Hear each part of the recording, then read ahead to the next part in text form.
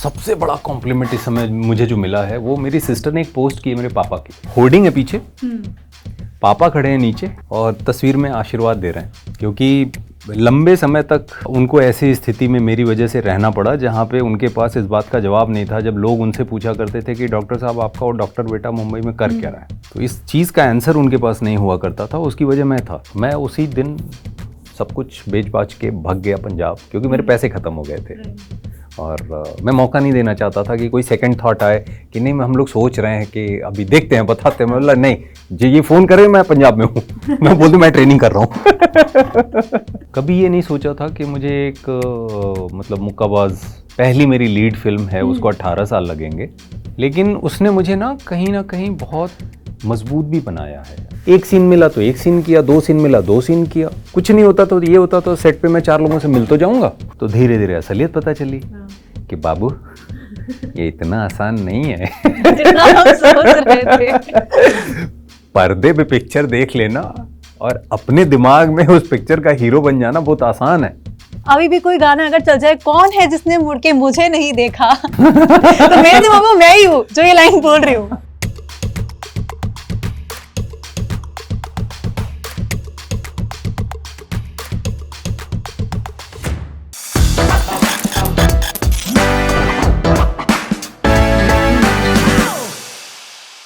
हाय विनीत, सबसे पहले तो वेलकम टू आवर स्टूडियो और ढेर सारा कॉन्ग्रेचुलेशंस फॉर रंगबाज डर की राजनीति जो ZEE5 पर अभी रिलीज हुआ है। एंड मैंने खुद देखा है और मेरे आसपास जितनों ने देखा है बहुत अच्छा रिस्पॉन्स मिल रहा है। Thank you. आपकी कैसी फीलिंग है ये बताओ। सबसे पहले ढेर सारा धन्यवाद आपका। मैं बहुत खुश हूँ क्योंकि जिस तरीके का फीडबैक आ रहा है वो पूरी टीम को, रंगबाज की पूरी टीम को कहीं ना कहीं इस बात को लेकर के बहुत खुशी है। And I am really happy कि आप जब जान लगा के मेहनत करते हो और वो मेहनत लोगों तक पहुंचती है, लोग उसे पसंद करते हैं, इससे अच्छा और क्या हो। कोई ऐसा कॉम्प्लीमेंट है जो लाइक, ऑफ कोर्स कॉम्प्लीमेंट्स तो बहुत आए होंगे जब से रिलीज हुआ है, कोई ऐसा कॉम्प्लीमेंट या किसी ने कुछ भी इस तरह का फीडबैक दिया हो जो लाइक दिल को लगाओ कि वाह ये मैंने शायद एक्सपेक्ट नहीं किया था? मुझे खूब सारी चीज़ें मतलब सुनने को मिल रही हैं। मतलब एक जो चीज़ मुझे अच्छी लगी है कि लोग ये बोल रहे हैं कि यार ये वाला कहाँ छुपा के रखे थे, कि ये वाला विनीत कहाँ था। राइट। क्योंकि मैंने पॉलिटिशियन का भी प्ले नहीं किया, इस तरीके का गैंगस्टर जो ऑर्गेनाइज तरीके से सिस्टम पूरा चल रहा हो जो हारून शाह अली बेग का है, ऐसा कुछ किया नहीं। उसकी जो रिदम है, उसकी जो एनर्जी है, तो ऐसा कुछ काम करने का मौका भी नहीं मिला था। तो ये अच्छा लगता है और ये कॉम्प्लीमेंट आ रहा है। और सच बताऊं तो सबसे बड़ा कॉम्प्लीमेंट इस समय मुझे जो मिला है वो मेरी सिस्टर ने एक पोस्ट की है मेरे पापा की। अच्छा। होर्डिंग है पीछे, पापा खड़े हैं नीचे और तस्वीर में आशीर्वाद दे रहे हैं। मतलब मुझे ऐसा लगा जा गंगा नहा लो, क्योंकि मैं सोच ही नहीं सकता कि एक मैथमेटिशियन, मैंने हमेशा पापा की जेब में कलम देखी, सुबह 5 बजे उन्हें हमेशा कुछ फार्मूला वो सॉल्व कर रहे होते हैं, ऐसे बुक्स पड़ी रहती हैं बेड पे उनके। मैंने ऐसा ही हमेशा उनको देखा है। ये तो ऐसा लगता है कि जो किया ना, इतने साल जो मेहनत की, वो सब सार्थक हो गई। वो खुशी ही अलग है। मैंने उसके बाद फ़ोन किया उनको, तो पापा का ये कहना था, बेटा बेटे के नाम से, बच्चों के नाम से बाप जाना जाए, इससे बड़ी खुशी की और बात क्या हो सकती है एक पिता के लिए। मैं बोला यार ये सारी मेहनत जो है ना वो अर्थ है।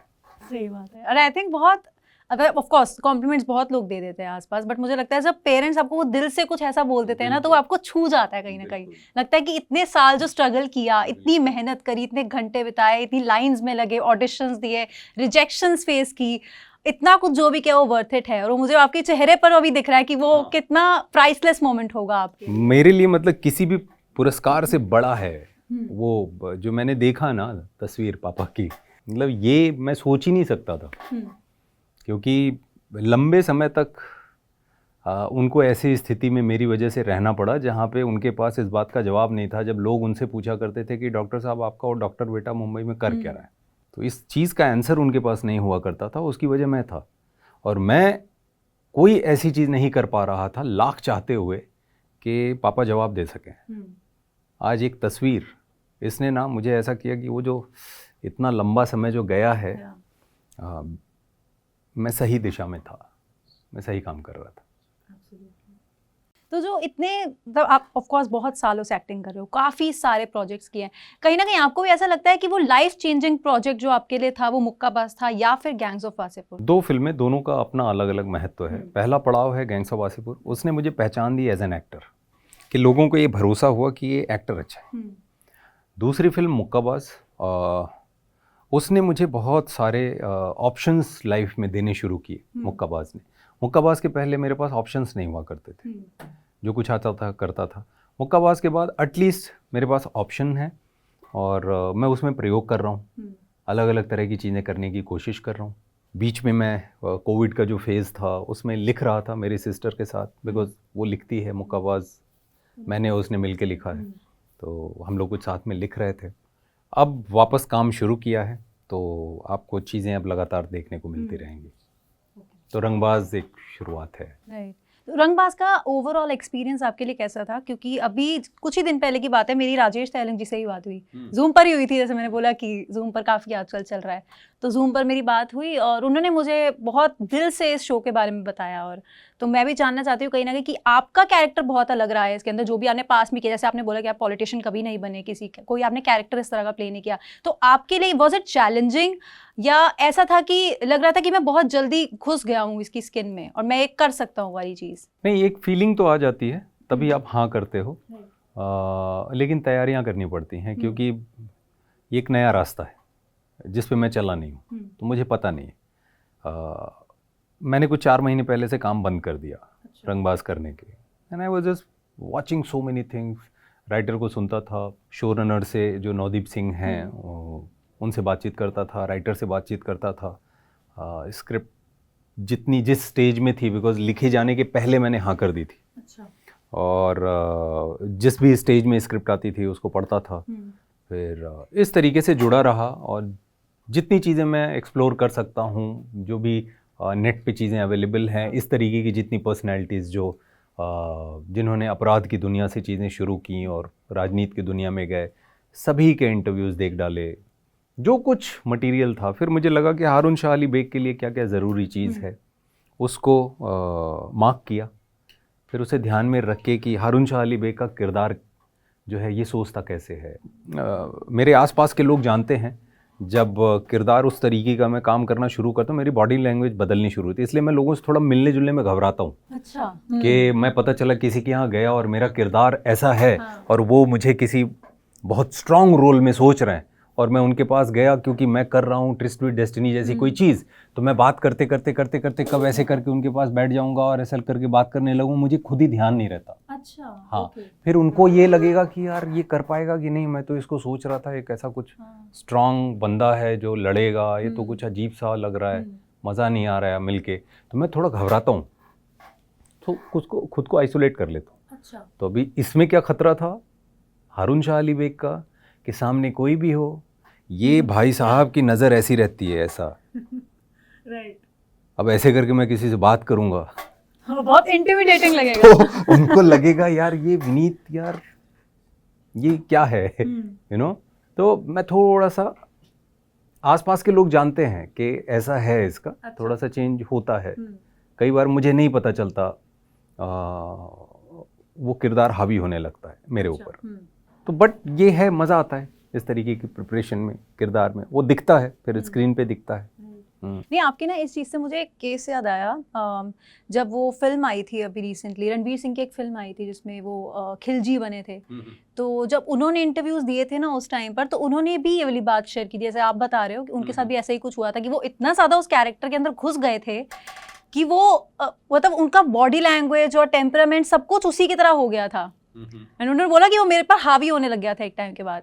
मुझे लिटरली आपकी बात सुन के वो वाला केस याद आ गया एकदम से। होता है, एक्टर्स जब लंबे समय तक किसी किरदार के साथ रहते हैं तो असर डालता है, और हर किरदार आपको कुछ दे के जाता है, आपसे कुछ ले के भी जाता है। हाँ। तो जब मुक्काबाज आपने लिखी, आप राइटर भी हैं, एक्टर भी हैं, मुक्काबाज आपने लिखी और आई थिंक आपकी सिस्टर ने, आप दोनों ने साथ में लिखा थी, तो उस टाइम जब आप अप्रोच कर रहे थे उसको लेकर, वो वाला फेज कैसा था? कितना टाइम लगा था एक्चुअली वो फाइनल पहुंचने के लिए कि हाँ अब फिल्म बन रही है? मुझे ना ऑनेस्टली जब ख़त्म हुई तो मुझे ये लगा कि यार ये 5-6 महीने में मैं किसी तक पहुंच जाऊंगा, किसी डायरेक्टर या प्रोड्यूसर तक, बट वो हुआ नहीं। एक से दूसरा, दूसरे से चौथा, 10वां, मतलब चलता ही चला गया। मुझे लगा तकरीबन 2.5 साल निकल गए थे मेरे पिचिंग में, और मैंने ऑलमोस्ट काम उसमें बंद कर दिया था। मेरी ज़िद ये थी कि अब करूँगा तो यही करूँगा। फिर अनुराग सर को स्क्रिप्ट गई, वो मैं उनकी कंपनी जो फैंटम थी उसमें पिच करने की सोच रहा था, तो उनको बताया कि मैं ऐसा सोच रहा हूँ। तो उन्होंने बोला क्या लिखे हो दिखाओ, तो स्क्रिप्ट उनको दी। उन्होंने जब पढ़ी तो कॉल आया, विनीत मैं बना रहा हूँ, तुमको लेके बना रहा हूँ। मुझे तो भरोसा ही नहीं हो रहा था, मैं क्या सुना। ये आपके माइंड में नहीं था कि मैं मेरे माइंड में ये था कि सर पढ़ेंगे, हाँ। मुझे कुछ फीडबैक मिल जाएगा, वो अपनी कंपनी की क्रिएटिव टीम को मुझसे बेहतर जानते होंगे, बिकॉज मैं वहाँ कभी 6 महीने में चला गया और किसी काम से गया और करके आधे घंटे में निकल गया। सर तो वहाँ रोज़ जाते हैं, वो क्रिएटिव टीम और कंपनी क्या सोच रही होगी सब कुछ उनको पता है। तो जो फीडबैक मिलेगा उसे मैं इनकॉर्पोरेट कर लूँगा। अच्छा। तो मुझे हेल्प मिल जाएगी, यू नो, मेरे दिमाग में ये था। लेकिन ऐसा होगा मैंने सोचा नहीं था। उन्होंने फिर कंडीशन रखी कि विनीत मेरी 2 कंडीशन है, बॉक्सर नहीं बनोगे तो पिक्चर नहीं बनाऊंगा, और स्क्रिप्ट में मैं मेरे हिसाब से चेंजेस करूंगा। बोला सर स्क्रिप्ट आपके पास है, जो करना है करिए। तो फिर बाद में और राइटर्स भी आए उसमें, और मैं उसी दिन सब कुछ बेच बाच के भाग गया पंजाब, क्योंकि मेरे पैसे ख़त्म हो गए थे। और मैं मौका नहीं देना चाहता था कि कोई सेकंड थॉट आए कि नहीं हम लोग सोच रहे हैं कि अभी देखते हैं बताते हैं। मैं बोला नहीं, जो ये फ़ोन करे मैं पंजाब में हूँ, मैं बोल दूँ मैं ट्रेनिंग कर रहा हूँ। So national level basketball player आप रहे हो, मेडिकल प्रैक्टिशनर हो, पढ़ाई की आपने मेडिकल में। एक्टिंग कहाँ से शुरू हुई? एक बचपन में था वैसे कि जब आपने मेडिकल पढ़ी तो मेरे को थोड़ा सा हैरानी हुई देखकर कि मेडिकल क्यों पढ़ी, इतनी पढ़ाई करनी पड़ी होगी उसमें, और यहाँ पर एकदम से डिफरेंट करियर में आप आ गए। तो how did acting happen from medical field? बाहर से आप देखोगे तो ऐसा लगेगा जैसा आपने अभी बोला, कि मेडिकल से ये कैसे हुआ, बट जब आप करीब आओगे या मेरे आसपास के जो लोग हैं वो जानते हैं कि ये कैसे हुआ। मेडिकल हुआ इसलिए क्योंकि मुझे फिल्में करनी थी। अच्छा। ये अटपटा सा लगता है, लेकिन वो इसलिए मैं बनारस में था, मैं आसपास किसी को बता नहीं पाया। मेरी छोटी बहन, मेरा छोटा भाई ये जानते थे कि मैं ये चाहता हूँ कि मैं मुंबई जाना चाहता हूँ और मुझे हीरो बनना है। ये धुन सवार थी, लेकिन बोलूँ किसको। एक आध बार ट्राई किया तो लोग बहुत हंसे, तो मैंने ये तय किया कि अब नहीं बताऊँगा, वही बेहतर है, नहीं तो मजाक का पात्र बन जाऊँगा मैं।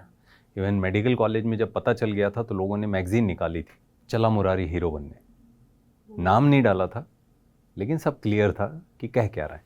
तो जिस समय आप कुछ नहीं कर पाए हो वो चीज़ें बहुत चुभती हैं, लेकिन मैं कुछ कर नहीं सकता। मैं हंसते हुए उस चीज़ को लिया, बोले ठीक है, इनको ऐसा लगता है। लेकिन आज वो सारे के सारे बहुत फ़क्र के साथ ये कहते हैं कि यार विनीत ने जो सोचा था आज से इतने साल पहले उसे कर लिया, इसने वही किया जो करना चाहता था।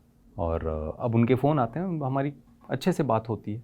तो मेडिकल में जाना इसलिए हुआ कि जब मैं इंटरव्यूज़ वगैरह पढ़ता था एक्टर्स के, तो एक कॉमन चीज़ थी कि स्ट्रगल बहुत है मुंबई में। तो मुझे लगता था अगर मैं मुंबई गया तो ये स्ट्रगल वाला कैसे कर पाऊँगा, क्योंकि अगर पेरेंट्स ने साथ नहीं दिया तो मैं कैसे सर्वाइव करूँगा। एंड आई थॉट कि अगर मैं डॉक्टर बन गया, क्योंकि घर में पढ़ाई लिखाई का माहौल था, अगर मैं डॉक्टर बन गया तो मैं रात को प्रैक्टिस कर लूँगा। अच्छा। और दिन में स्ट्रगल कर लूँगा। This was the plan. तो ऐसे हुआ मेडिकल का। अदरवाइज मैं एनएसडी जाना चाहता था। उसके लिए मैंने एडमिशन भी ले लिया था बीएचयू में, और मैं चाहता था ग्रेजुएशन करके फिर मैं एनएसडी को ट्राई करूं, और यहाँ वहाँ भाग के बनारस में थिएटर वगैरह करने की कोशिश कर रहा था।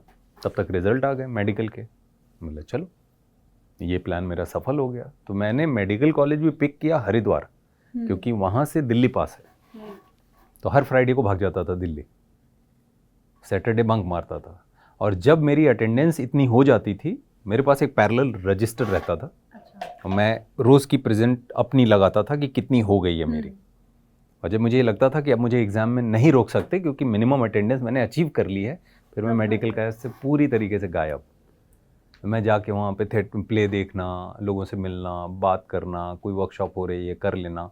तो ये सिलसिला मुंबई आने के पहले से चल रहा था।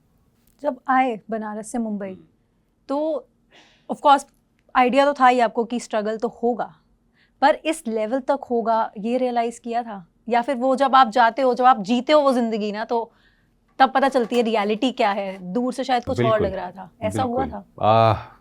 कभी ऐसा नहीं सोचा था कि इतना लंबा होगा और ऐसे होगा।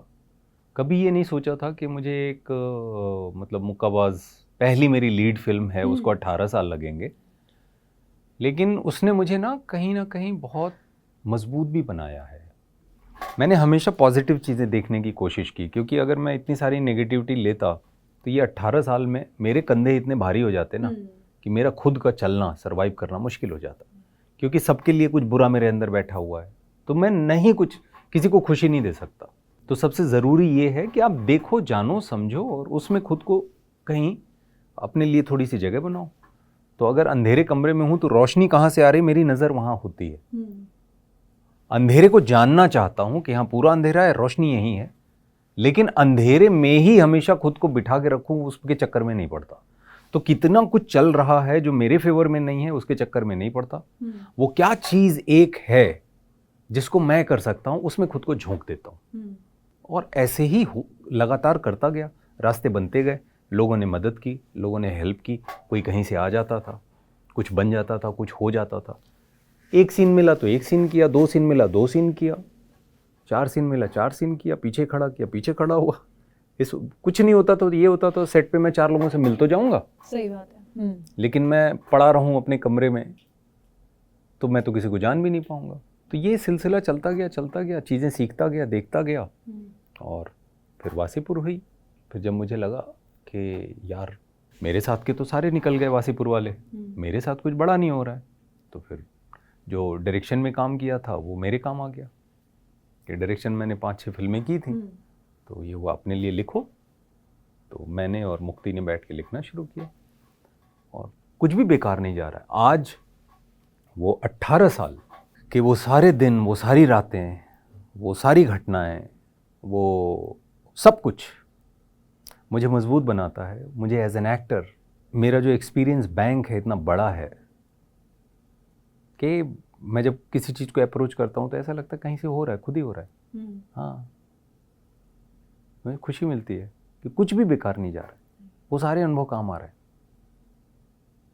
स्टार्टिंग में इतने एम्बिशियस थे कि करना है तो लीड रोल करना है, अल्टीमेट गोल वही है, या ये लग रहा था कि काम मिलता रहे, फिर चाहे कोई साइड रोल भी मिल जाए चलेगा, क्योंकि अगर मैं गलत नहीं हूँ तो आपने डेड बॉडी का भी कैरेक्टर प्ले किया। हाँ। और आपने इस तरह के कई कैरेक्टर्स प्ले किए। हाँ। तो थोड़ा उसके बारे में बताइए। अब मैं आया था, मतलब मुझे ना फिल्में ऐसे जब देखता था ना, मुझे लगता था जादू है, ये जादू चल रहा है, जादू पर्दे पे। और मुझे याद है कि बचपन में ना शादी वादी में कहीं जाता था या किसी के यहाँ शादी गाँव में जब होती थी तो पर्दे पे पिक्चर दिखाई जाती थी कि 3 फिल्म चलेगी। तो मुझे ना पूरी शादी में किसी चीज़ की एक्साइटमेंट थी तो फिल्म देखने की। बाकी ना मैं किसी कोल्ड ड्रिंक के पीछे भागता था, मुझे हमेशा भाई पर्दा लगा दो, पिक्चर चला दो, पर्दा लगा दो, सबको घूम के पिक्चर कब लगेगी। मैंने सब जब हो जाएगा, बाराती लोग लेटेंगे तब पिक्चर चलेगी। मैं बोला यार जल्दी जल्दी लेट जाओ सब लोग, पिक्चर शुरू हो जाए मैं देखूं। तो मुझे ना जादू लगता था ये। और जब मैं पिक्चर देखता तो मुझे हमेशा लगता था मुझे इसी दुनिया में जाना है। अच्छा, यही काम करना है और आप करते रहो, करते चले जाओ, कहीं ना कहीं से कुछ ना कुछ हो जाता है। बाद में जब मुंबई आया तो धीरे धीरे असलियत पता चली कि बाबू ये इतना आसान नहीं है जितना हम सोच रहे थे। पर्दे पे पिक्चर देख लेना और अपने दिमाग में उस पिक्चर का हीरो बन जाना बहुत आसान है, लेकिन ये अपनी जिंदगी की हकीकत बना लेना ये बहुत कठिन है। ये यूं ही नहीं होता। तो फिर जो चीज़ें होती गई करता गया, होती गई करता गया, जो जिधर पानी बहा रहा था बहता गया। लेकिन मुझे इस बात का हमेशा एहसास था, मैं रात को जब सोता हूँ तो प्रे करता हूँ और पूरा एनालाइज करता हूँ कि क्या किया मैंने, और ये बचपन से है मेरा। तो वो जो चीज़ थी जिसकी वजह से मैं इस शहर में आया था, वो हर रात मेरे साथ मुझसे बात करती थी। और आपकी ना एक चीज़ से एक और बात मुझे याद आई, वो ये कि आपने बिल्कुल ठीक बोला कि हम अपने दिमाग में हर फिल्म के हीरो और हीरोइन होते हैं। अभी भी कोई गाना अगर चल जाए, कौन है जिसने मुड़ के मुझे नहीं देखा, तो मेरे दिमाग में मैं ही हूँ जो ये लाइन बोल रही हूँ। मैं नहीं सोच रही हूँ करीना कपूर बोल रही हूँ, मुझे लगा सोनाक्षी कालरा बोल रही हूँ। और ये आई थिंक ये चीज़ सबके साथ कॉमन है। होता है। इसलिए फिल्में अच्छी लगती हैं लोगों को, एक ऐसी दुनिया में ले जाती हैं जहाँ आप खुद को भूल जाते हैं। आपका जो भी आपकी ज़िंदगी में जो कुछ भी ऊपर नीचे चल रहा है, हर कोई किसी न किसी चीज़ से जूझ रहा है, तो आपको फिल्में या सीरीज़ उस दुनिया से अलग लेके जाती हैं। आप थोड़ा काम, स्लो डाउन बहुत ज़रूरी है लाइफ में, स्लो डाउन करना। मैं तो बहुत खुश हूँ इस जादू की दुनिया में होके। हाँ। अब आप अपना वो सपना जी रहे हो, और इसलिए हम लोग बहुत खुश है कि हम आपको फाइनली पर्दे पर देख रहे हैं, आपको डिफरेंट डिफरेंट कहानियों में काम करते हुए देख रहे हैं, दिलचस्प कहानियों में काम करते हुए देख रहे हैं। हम चाहते हैं कि आप ऐसे ही आगे भी काम करते रहो, और हम आपको ऐसे ही आपके कंटेंट को, आपकी वीडियोस को, आपकी फिल्म्स को, जो भी प्रोजेक्ट आप करो, हम उसको अच्छे से एंजॉय करें। बिल्कुल बिल्कुल। अब रंगबाज के बाद मैं चाहता हूँ कि रोमांटिक रोल करना चाहता हूँ, क्योंकि ये मेरी पर्सनैलिटी का हिस्सा अभी कहीं दिखाने का मौका नहीं मिला। एक्शन फिल्म्स करना चाहता हूँ, और हाँ, कुछ जगह बात चल रही है, तो yes, I will do it. Interesting, ये बड़ा इंटरेस्टिंग होगा आई थिंक देखने के लिए। अब आप पॉलिटिशियन तो बन ही गए, अब जैसे ये रोमांटिक हीरो जो निकलेगा आपके अंदर, वो बड़ा इंटरेस्टिंग हाँ, होगा। वो थोड़ा अलग सा कलर होगा। जैसे क्या होता है ना, छोटे शहरों में अलग तरह का रोमांस होता है, तो जब कुछ होगा, कुछ किया जाएगा, कुछ अलग तरह से किया जाएगा। बहुत कुछ है जो अभी ना कभी बात की, ना कहीं देखने को, करने का कहीं ना कहीं मौका मिला, तो ये जादू की दुनिया में वो मौका मिलेगा मुझे। ठीक है, we are definitely looking forward to that, and मैं तो होप करती हूँ आप जल्दी से किसी रोमांटिक फिल्म में भी आओ, और हम ऐसे ही different different shades of characters में आपको देखें आगे। Thank you. But Vineet, honestly speaking, बहुत मजा आया आपसे बात करके, और ऐसा लगा बहुत दिल से दिल वाली कॉन्वर्सेशन हुई है। Like I actually felt it. मुझे नहीं पता आपका क्या वो था, बट मुझे तो बहुत नहीं, अब मैं सच बता रहा हूँ कि क्या है, जब बिना सेंसर की बातचीत होती है ना, तो समय जो है ऐसे निकलता है, और जिस काम में समय ऐसे निकलता है, उस काम में मजा आता है। इसलिए हमें बहुत मजा आया आज इनसे बात करके। Thank you so much Vineet for coming to our studio, and it was lovely chatting with you. Thank you so much. Thank you. और आप लोग रंगबाज जरूर देखिए, ZEE5 पे है। अच्छा शो बना है, आप लोग देखिए और बताइए, क्योंकि हम लोगों ने तो अपना काम कर दिया है। अब आप देखेंगे, आप बताएंगे, लोगों को बताएंगे। मैं सिर्फ ये कह सकता हूँ कि बढ़िया शो बना है, और आपसे ही ताकत है एक कलाकार की। तो कमेंट सेक्शन में जरूर बताना, जब भी रंगबाज देखो, जिन्होंने देख लिया है वो भी बताना कि कैसा लगा, जो अब देखेंगे वो तो जरूर बताना कि कैसा लगा। हम आपसे मिलेंगे जल्द ही अगले वीडियो में।